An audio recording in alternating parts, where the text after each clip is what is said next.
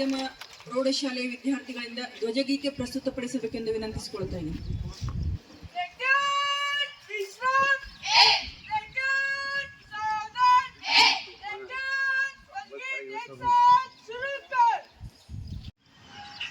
ಐತಿಹಾಸಿಕ ರಾಣಿ ಚೆನ್ನಮ್ಮಾಜಿಯವರ ಪಾದಗಳಿಂದ ಪಾವನವಾದಂತಹ ಈ ಕಿತ್ತೂರು ಐತಿಹಾಸಿಕ ಗಡಾದ ಮಳೆಯಲ್ಲಿ ಧ್ವಜಾರೋಹಣ ಮಾಡುವುದು ನನ್ನ ಸೌಭಾಗ್ಯವಾಗಿದೆ. ಕಿತ್ತೂರು ಇರುವುದಂತದ್ದು ಒಂದು ಇತಿಹಾಸವನ್ನ ಹೊಂದಿದೆ. ಈ ಕಿತ್ತೂರು ಅನ್ನೋದನ್ನ ಕದಂಬರ ಕಾಲದಲ್ಲಿನೂ ಕೂಡ ಈ ಕಿತ್ತೂರು ಅನ್ನೋದು ಕಂಡು ಬರ್ತದೆ.